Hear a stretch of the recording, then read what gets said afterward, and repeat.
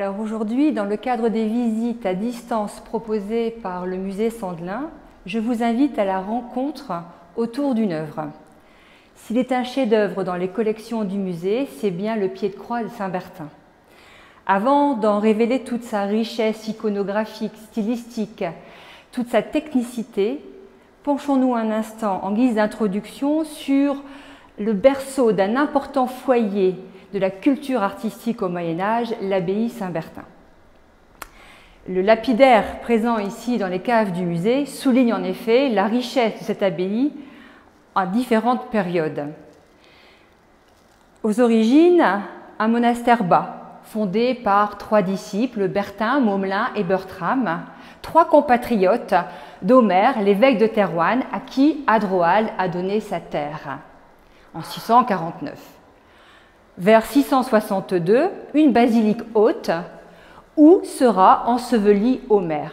Donc deux noyaux religieux que Fridogise, un proche de la cour carolingienne, va diviser en 820, modifiant ainsi le paysage audomarois, en marquant l'apparition de ce que l'on appelle la collégiale proprement dite, qui deviendra la cathédrale, et puis en quelque sorte également de l'abbaye Saint-Bertin. L'abbaye Saint-Bertin est considérée comme l'une des plus grandes églises de la chrétienté au Moyen-Âge avec Cluny. Elle sera démantelée à la Révolution française. Lors des campagnes de fouilles réalisées dans un contexte tout à fait particulier, on révélera trois états, carolingien, roman et gothique. Les mosaïques présentes ici appartenaient donc à l'abbaye du XIIe siècle, donc elles relèvent de l'abbaye romane. Nous avons un témoignage antérieur, mais cette fois-ci littéraire, dans le cartulaire Saint-Bertin par l'abbé Folquin, qui révèle l'existence d'une mosaïque à la manière antique dès l'église primitive, mais nous n'avons aucune autre trace. Le pavement de sol utilisant et usant de la technique antique de la mosaïque connaît un regain d'intérêt dans notre région au XIIe siècle. Elle se terminera à fin XIIe, donc le répertoire révélé par les différentes fouilles sont d'une grande préciosité et révèlent toute la richesse matérielle de celui qui ordonne de telles réalisations et souligne aussi le statut tout à fait particulier de la personne. Juste un instant sur ce personnage. Il s'agit donc de Guillaume, le jeune fils du comte de Flandre, le comte de Flandre d'Artois, et qui décède donc à un âge très jeune, qui est enterré donc dans l'abbaye romane en 1109, peu de temps après que celle-ci ait été consacrée en 1105. En réalité, l'abbaye romane a été donc les débuts des travaux commencent vers 1045-1046. Un incendie nécessite qu'on arrête le chantier. De ce fait, le projet de crypte est abandonné et le sol est relevé. Et c'est ainsi pour les différentes périodes de construction. C'est donc les campagnes de fouilles qui ont permis de révéler ces richesses datant de l'époque romane, mais aussi des époques plus tardives, 14e et 15e siècle. La période qui nous intéresse par rapport au Pied-de-Croix Saint-Bertin, donc 1150-1180, le Pied-de-Croix de Saint-Bertin est un objet de l'art roman daté des années 1180. Autre témoignage soulignant la richesse de cette abbaye, ce sont ces fûts de colonnes engagées ou encore ces chapiteaux à rinceaux datant des années 1150-1180, donc plus proche de la période qui nous intéresse avec le Pied-de-Croix de Saint-Bertin, et qui souligne l'importance de la sculpture monumentale. Malheureusement, dans notre région, les destructions ont été importantes et conséquentes au moment de la Révolution française, ce qui explique que cet héritage soit mince, mais tout aussi précieux. Alors, nous allons maintenant nous consacrer à l'étude du Pied-de-Croix de Saint-Bertin. Simplement quelques mots sur les facteurs qui expliquent la richesse de cette abbaye.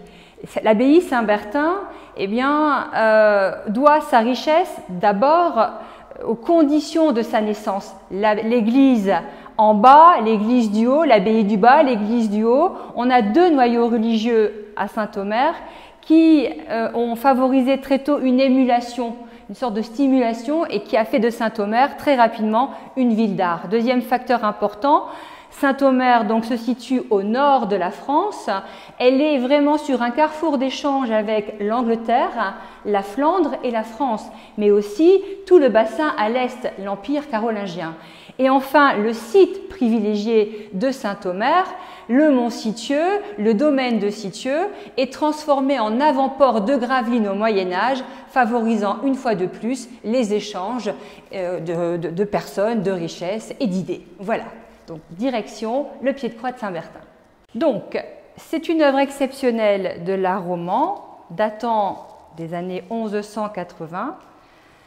Cet objet donc est un chef-d'œuvre de l'orfèvrerie médiévale qui est entré dans les collections du musée dès 1904. Sans qu'on en connaisse les raisons, cet objet s'était retrouvé dans la vitrine d'un horloger qui a accepté de le revendre à la ville dès 1838. Alors, le pied de croix de Saint-Bertin n'est pas la réplique du célèbre pied de croix que l'abbé Sugère, l'abbé de Saint-Denis, avait fait réalisé pour son abbaye. Il est tout simplement la preuve, s'il était nécessaire de le souligner, de la politique culturelle, du rayonnement culturel de l'abbaye Saint-Bertin et de sa politique de libéralité au XIIe siècle. Il y a énormément de choses évidemment à révéler. Nous avons en fait un objet composé, assemblé. Donc les orfèvres, c'est un ensemble de corps de métier avec notamment donc, des assembleurs. Ici, 3 éléments distincts, une base hémisphérique entourée d'un disque ajouré de motifs végétaux. Nous reviendrons sur ces motifs. La base, la calotte hémisphérique. Autour de ce disque, 4 personnages qui jouent le rôle de socle. Nous avons également, deuxième élément, le pilier quadrangulaire surmonté de ce 3e élément, de ce chapiteau, délicatement également sculpté de motifs végétaux sur lesquels nous reviendrons. D'emblée, nous sommes séduits et saisis par le côté très recherché de l'iconographie qui semble être appuyé également pour aider à son interprétation par des inscriptions latines. Alors, des inscriptions qui, dans un premier temps, nous aident à révéler l'identité de ces 4 personnages ainsi que des petits personnages campés en haut du chapiteau. Nous avons en effet 4 personnages qui sont révélés comme étant les évangélistes. Ils sont donc surmontés par leur symbole en buste surgissant qui tiennent entre leurs mains un phylactère à leur nom. Et c'est ainsi que l'on découvre Saint Matthieu et son ange. Nous avons ici également Saint Marc et le lion. Saint Luc, tourné dans ses travaux d'écriture, identifié par le taureau. Et Saint Jean, qui semble donc interrompre cette réflexion et est interpellé, il est reconnaissable à l'aigle. Alors, ces 4 animaux sont les tétramorphes qui apparaissent donc dans le texte des visions d'Ézéchiel et elles renvoient en fait ces figurines à des épisodes différents des évangiles de chacun de ces évangélistes. En effet, Saint Jean est perçu pour son aspect un peu céleste, il a l'œil perçant et vif de l'aigle. Saint Luc commence son évangile par Zacharie, le père de Jean-Baptiste, qui est prêtre et qui, dans les temples, offre en sacrifice taureaux et brebis. Nous avons également Saint Marc qui commence son évangile par Jean-Baptiste dans le désert, le lion étant l'animal donc du domaine sauvage de ce désert. Quant à Saint Matthieu, il commence son évangile en présentant la lignée de Jésus, donc la généalogie des hommes. Alors, 4 personnages identifiés, ainsi que le sont ces 4 figurines. 2 d'entre elles ont été rapidement identifiées grâce aux objets qu'elles portent eh bien, entre leurs mains, il s'agit de la terre et de la mer, étant entendu eh bien, que ce type de figurine figurait déjà sur les crucifixions des images carolingiennes. Donc, en revanche, pour deux de ces figurines, eh bien, il n'y avait point ni d'inscription et elles ont longtemps, on a longtemps pensé qu'elles étaient la réplique de la terre et de la mer et donc l'eau et le feu. Il n'en est rien. Le personnage qui lève le bras avec le phylactère a été identifié comme étant le centurion qui a reconnu la divinité du Christ sur le mont Golgotha. Lui, c'est vrai, c'était le Fils de Dieu. Alors, il est important d'insister sur cette correspondance entre les évangélistes témoins de la vie de Jésus et de ces petits personnages et bien évidemment des scènes qui sont représentées et qui sont tirées directement des Saintes Écritures. Prenons pour appui cette face où on voit eh bien, Aaron marquer du front le peuple des Juifs sortant d'Exode, la tribu de Lévi. Le signe du tau est donc la lettre de l'alphabet grec, symbole de protection. La Pâque juive célèbre effectivement eh bien, la naissance, la sortie du peuple juif d'Égypte. La Pâque chrétienne célèbre la résurrection du Christ. Pendant les périodes de persécution, le signe du tau était le symbole de la croix. Ici, vous avez, alors, on voit les inscriptions latines, signa, donc le signe du tau. Vous avez également ici, par le sacrifice de l'agneau, Mactatio Anni, Oct es phasé.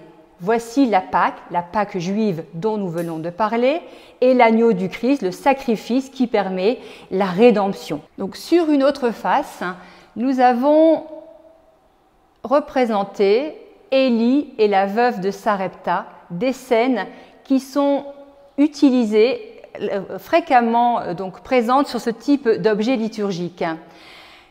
Élie donc demande à cette veuve, donc Sarepta est un peuple de païens, de l'eau et du pain. Elle n'a que farine et huile. Elle prépare le bois pour le déjeuner. Son fils est malade, il meurt. Élie invoque Yahvé, le fils ressuscite. On voit bien ici eh bien, l'allusion au bois du sacrifice du Christ, donc symbole de rédemption. Sur la base hémisphérique, vous avez Jacob qui bénit les deux fils de Joseph, Manassé et Éphraïm. Allusion étant faite ici à la relégation du peuple juif par la nation chrétienne, à l'allusion de la croix du Christ. La scène comprise entre Saint Jean et Saint Luc eh bien, évoque un autre épisode, celui conté dans le livre des Nombres où Moïse eh bien, fabrique un serpent d'airain, donc qui est un alliage de bronze et d'étain. Yahvé envoie sur le peuple des Hébreux eh bien, une pluie de serpents pour les punir. Pour être sauvé, il faut regarder donc ce serpent d'airain que nous voyons ici représenté juché en haut de cette hampe. Le serpent étant à la fois symbole de mort et de vie, le rapport avec la terre, ainsi que sur la face quadrangulaire du pilier, eh bien, Caleb et Josué qui ramènent la grappe du pays donc de Canaan, preuve que la terre promise a été découverte. La grappe étant le symbole du sacrifice et le serpent, symbole de rédemption. Nous voyons Isaac et le bois du sacrifice, toujours donc une allusion à la croix du Christ, tandis que sur la base hémisphérique, eh bien, Moïse, on voit donc ici écrit son nom, on le reconnaît donc à l'inscription latine, la pierre, Petra, Désertum, le désert, Moïse, le peuple a soif, Yahvé ordonne à Moïse de frapper le rocher d'où jaillit l'eau. Une iconographie très riche, très variée, qui met en lien manifestement eh bien, l'Ancien Testament avec le Nouveau Testament. les lectures, l'interpénétration, les liens qui existaient entre le Nouveau et l'Ancien Testament a inondé toute la pensée théologique au Moyen Âge. Déjà, saint Augustin insistait sur les liens qui existaient entre l'Ancien Testament et le Nouveau Testament. Cette pensée théologique est renouvelée par les courants de pensée du XIIe siècle avec Anselme de Laon, Richard de Saint-Victor et surtout également par le développement du milieu urbain et l'installation des communautés juives qui nourrissent les controverses avec les communautés chrétiennes. Ces courants théologiques donnent naissance à des œuvres à l'iconographie novatrice centrées sur la notion de typologie qui insistent ainsi sur les liens entre l'Ancien et le Nouveau Testament. Donc ces courants théologiques vont faire la promotion d'objets liturgiques tels le pied de croix de Saint-Bertin, mais aussi les châsses reliquaires, les croix staurothèques. Et on va donc là assister à un véritable déploiement de savoir-faire, de virtuosité, puisque les orfèvres vont utiliser, façonner, mettre en œuvre plusieurs techniques, telles le niel, l'émail champ-levé, l'émail cloisonné. Alors ici, le pied de croix de Saint-Bertin est un pied de croix donc réalisé donc avec des émaux champ-levé. Il s'agit d'un cuivre doré, ciselé et gravé, utilisant des émaux champ-levé. Alors la technique des émaux champ-levé apparaît au XIIe siècle. Elle est la spécialité de la région Mosane. Mais nous avons bien évidemment un autre bassin plus au sud extrêmement important et réputé, les émaux de Limoges. La châsse en forme d'église représentant un Christ en majesté du XIIe siècle est tout à fait admirable et a quelques similitudes avec cet objet. Qu'est-ce que la technique des émaux champ-levé sur cuivre ? Le champ-levé, donc sont des champs, des alvéoles, des cavités que l'on creuse à la surface d'une plaque de cuivre et on vient donc verser une poudre qui va se solidariser avec le support à la cuisson. Cette pâte vitreuse, elle est composée d'oxyde acide, donc on a une base acide, le silicate de plomb, donc c'est le sable, et également d'une base, d'oxyde plutôt basique, dont on abaisse la température. Il s'agit pour l'essentiel de la soude ou de la potasse. Donc c'est bien cette association de différents procédés qui va donner donc naissance à ces émaux, à cette poudre qui va donc à la cuisson se solidariser avec le support. L'émail, la technique de l'émail à champ levé permet de rivaliser avec les objets précieux en or, en argent, en pierres précieuses, parce que les émaux, comme vous pouvez le voir, permettent de rehausser l'œuvre de couleurs fantastiques. On a donc l'éclat des couleurs qui est quand même assez saisissant pour l'époque, les nuances également dans les tenues des personnages et aussi le soin apporté aux détails.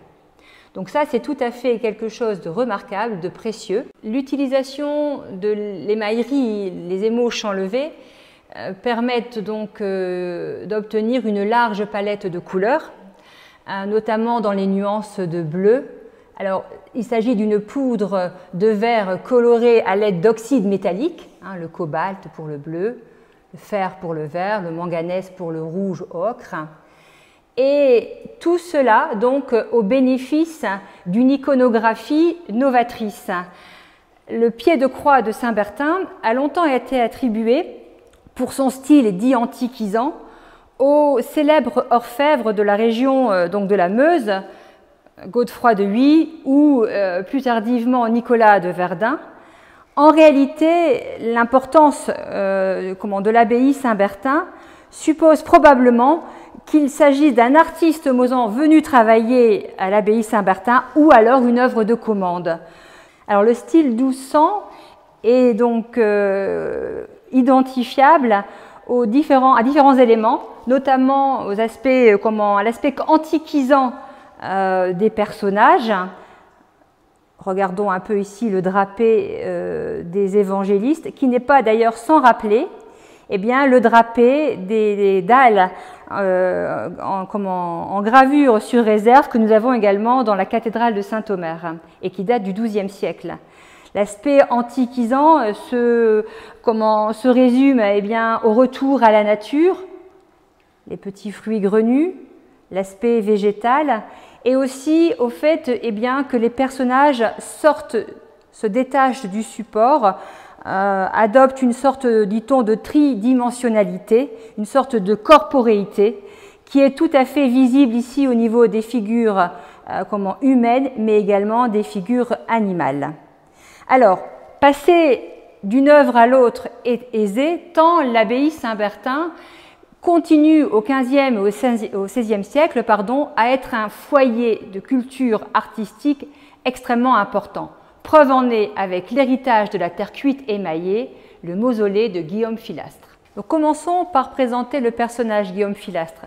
Guillaume Filastre naît donc vers 1400, il devient évêque de Verdun en 1437, 64e abbé de l'abbaye Saint-Bertin 10 ans plus tard. Il est aussi chancelier de l'ordre de la Toison d'Or et chef privé du conseil de Philippe le Bon. Il occupera successivement le siège épiscopal de Toul, de Tournai, mais on voit bien que ce personnage n'est pas simplement un homme d'église, c'est aussi un homme politique doté d'une intelligence exceptionnelle, à qui ses protecteurs accordent privilèges et faveurs. Et c'est à ce titre que Philippe le Bon va le propulser à la tête de la célèbre abbaye Saint-Bertin, qui va de ce fait porter l'abbaye Saint-Bertin sur l'échiquier politique européen. Alors, en tant que prélat et homme politique, il réalise de nombreux voyages, notamment en Italie, et c'est lors de l'un de ces voyages qu'il aurait été séduit par l'art florentin de l'atelier des Della Robbia. Et c'est plus exactement par l'intermédiaire d'un marchand italien qu'il aurait alors fait la commande pour ce qui devait orner une chapelle funéraire. Ce sont les campagnes de fouilles réalisées à 2 reprises sur le site de l'abbaye Saint-Bertin qui ont permis de rassembler différents éléments. Donc nous avons le prophète Jérémie timbrant la coquille, l'épitaphe et la figure de la mort et 2 autres éléments conservés pour l'un dans l'église Saint-Denis. Il s'agit donc de la scène et un autre élément, l'Annonciation, toujours visible dans l'église Saint-Martin, les Tatinghem. Alors, la commande faite auprès de l'atelier Della Robbia, alors la technique de la terre cuite émaillée typique donc, de l'atelier Della Robbia, c'est une terre modelée qui est soumise après une première cuisson. On lui verse un émail, elle est soumise à une première cuisson et elle sera vitrifiée lors d'une deuxième cuisson. La particularité de l'atelier Della Robbia, c'est l'obtention de cette glaçure, de ce blanc opaque à base de plomb qui rivalise avec alors les grands marbres polis, les grands marbres blancs polis donc, de l'époque italienne et qui lui permettent de nombreuses commandes. Alors, que ce soit donc un monument, des éléments d'une sculpture commandée à l'atelier Della Robbia, cela ne fait aucun doute. En revanche, ce qui a quand même largement questionné, c'est retrouver donc, du Della Robbia dans le nord de la France, parce que retrouver des éléments de l'atelier Della Robbia en Provence ou sur le port de Marseille, cela est tout à fait anodin. Mais c'est probablement la position politique des prélats donc, de l'abbaye Saint-Bertin qui, par leur voyage, donc par cet intermédiaire, ont favorisé la pénétration de cet art sur les franges septentrionales de notre royaume. Et puis, deuxième question, l'art florentin de la Robbia ne se prête pas, tout au moins à ses débuts, à l'art funéraire. Or, nous avons ici la figure de la mort qui s'apparente davantage aux danses macabres représentatives du nord de l'Europe. Ce qui est en revanche tout à fait représentatif de cet atelier méditerranéen, c'est ce bleu cobalt qui s'allie parfaitement avec le vert, la couronne de laurier, le bleu méditerranéen, sont effectivement des éléments provenant du sud. Ce qui donc questionnait, c'est donc cette introduction tardive de la figure de la mort. Donc ces éléments, rappelons-le, ont été retrouvés à l'occasion de campagnes de fouilles. Il est certain, donc, en fait, le tombeau de Guillaume Filastre a été identifié, et Guillaume Filastre a été en réalité enseveli au centre de la nef, donc sous le sol de la nef, sous une simple dalle en marbre de marquise, recouverte probablement d'une plaque de cuivre, mais qui ne comportait pas probablement d'effigie. Il en résulte probablement un dédoublement de la sépulture. Cet ensemble aurait pu paraître en effet emphatique et vaniteux. Guillaume Filastre a probablement laissé à ses successeurs le soin d'assembler ces différents éléments. Et donc, on a bien un monument réel, visible, mais relativement discret au centre de l'abbaye. Et sur le portail méridional, on a retrouvé ces différents fragments qui devaient probablement orner une chapelle funéraire, un peu sur le modèle des cénotaphes, des monuments élevés à la mémoire d'un personnage. Mais après tout, qu'importe, l'essentiel était que l'art florentin ait pénétré les franges les franges septentrionales de la France, en l'occurrence la ville de Saint-Omer. Donc pour préparer la visite, je me suis appuyée sur 3 ouvrages fondamentaux que je tenais à vous présenter. Une renaissance, l'art entre Flandre et la Champagne, pour comprendre toute la notion de typologie et bien comprendre l'œuvre du pied de croix de Saint-Bertin. Saint-Omer gothique sous la direction de Marc Gilles et Ludovic Nice, donc essentiel pour les dernières études sur l'éclairage apporté par rapport au monument funéraire de Guillaume Filastre, et bien évidemment le catalogue d'Yves Bourrel, sans oublier les publications nombreuses des antiquaires de la Morinie.